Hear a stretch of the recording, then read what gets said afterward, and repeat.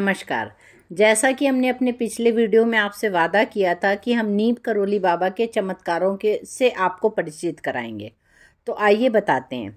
एक बार बाबा जब first class compartment में सफ़र कर रहे थे तो टिकट चेकर आया और बाबा के पास टिकट नहीं था। तब उसने बाबा को अगले स्टेशन नीम करोली में ट्रेन से उतार दिया। बाबा थोड़ी दूर पर ही अपना चिमटा धरती में गाड़कर बैठ गए। ऑफिसर्स ने ट्रेन को चलाने का ऑर्डर दिया और गार्ड ने ट्रेन को हरी झंडी भी दिखा दी, परंतु ट्रेन 1 इंच भी अपनी जगह से नहीं हिली। बहुत प्रयास के बाद भी जब ट्रेन नहीं चली तो लोकल मजिस्ट्रेट, जो कि बाबा को जानता था, उसने ऑफिसर्स को बाबा से माफ़ी मांगने और उन्हें सम्मानपूर्वक अंदर लाने को कहा। ट्रेन में सवार लोगों ने भी मजिस्ट्रेट का समर्थन किया। ऑफिसर्स ने जब बाबा से माफ़ी मांगी और उनसे वादा किया कि अगला स्टेशन बाबा के नाम पे रहेगा, तब बाबा ट्रेन में बैठे और ट्रेन चल पड़ी। तब से बाबा का नाम नीम करोली पड़ गया। दूसरी बात आपको बताते हैं। एक बार जब उन्होंने अपने एक विदेशी अनुयायी को ब्लड प्रेशर की दवा का सेवन करते देखा तो बाबा ने उससे दवा की शीशी मांगी और उसमें रखी सारी गोलियां खा गए। यह देखकर अनुयायी काफ़ी घबरा गया और जल्दी ही एम्बुलेंस बुलाने की तैयारी में लग गया, परंतु घंटों बीतने के बाद भी बाबा को कुछ नहीं हुआ। वे पहले की तरह ही मुस्कुरा रहे थे और शांत रहे। अगले चमत्कार के विषय में सुनिए। एक बार एक विदेशी अनुयायी अपने पति को लेकर नीम करोली बाबा के पास पहुंची। उस विदेशी महिला का पति बाबाओं को नहीं मानता था और न ही उसका धर्म में विश्वास था, परंतु अपनी पत्नी के कहने पर वहां आया था। वह व्यक्ति आश्रम और नीम करोली बाबा को देखकर सोचने लगा कि इस साधारण से व्यक्ति के पीछे मेरी पत्नी पागल है। फिर वह वहां उठकर चला गया। रात में वह नदी किनारे खड़ा अपनी पत्नी, अपने और भविष्य के बारे में सोच रहा था। दूसरे दिन सुबह पुनः जब अपने देश जाने से पूर्व औपचारिकतावश अपनी पत्नी के कहने पर नीम करोली बाबा के दर्शन करने गया, वहां बाबा ने उसे बुलाकर पूछा, तुम यहाँ आकर क्या सोच रहे थे और तुम नदी किनारे खड़े क्या सोच रहे थे? क्या तुम वह सब जानना चाहते हो? तब बाबा ने वह सब बता दिया जो कि वो मन में सोच रहा था। यह सुनकर उसे अपने आप बाबा पर विश्वास हो गया।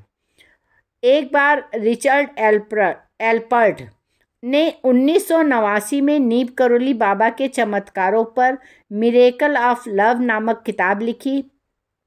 इसी में बुलेट प्रूफ कंबल नाम से एक घटना है।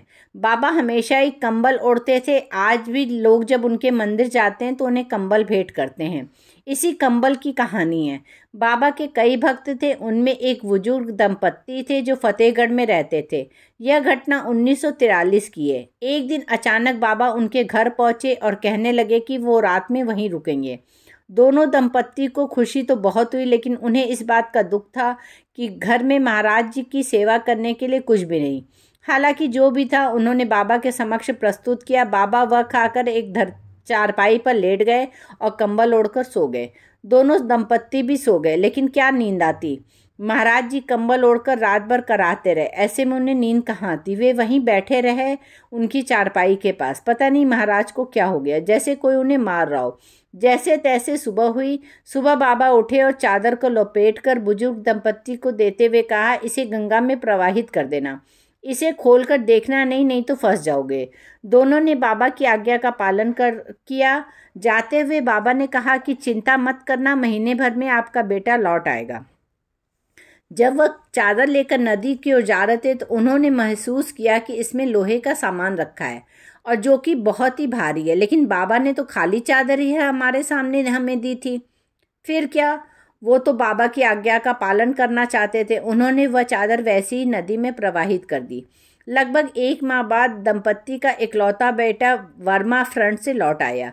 वह ब्रिटिश फौज में सैनिक था और दूसरे विश्व युद्ध के वक्त वर्मा फ्रंट पर तैनात था। उसे देखकर दोनों दंपत्ति खुश हो गए। उसने अपने घर आकर कुछ ऐसी कहानी बताई। उसने बताया कि महीने भर पहले एक दिन वह दुश्मन फौजों में घिर गया था। रात भर गोलीबारी हुई। उसके सारे साथी मारे गए, लेकिन वह अकेला बच गया। कैसे बच गया ये उसे पता नहीं। उसे एक भी गोली नहीं लगी। रात भर वह जापानी दुश्मनों के बीच जिंदा रहा। वह भोर में जब ब्रिटिश टुकड़ी आई तो उसकी जान बची। यह वही रात थी जिस रात नीम करोली बाबा जी उस बुजुर्ग दंपत्ति के घर रुके थे। गोलियां उसके पास से होकर निकल जा रही थी, लेकिन उस सिपाही को छू भी नहीं गई थी। तो इसी तरह के और चमत्कारों की बात करते हैं अगले वीडियो में। तो पूरे दिल से बोलिए जय श्री राम।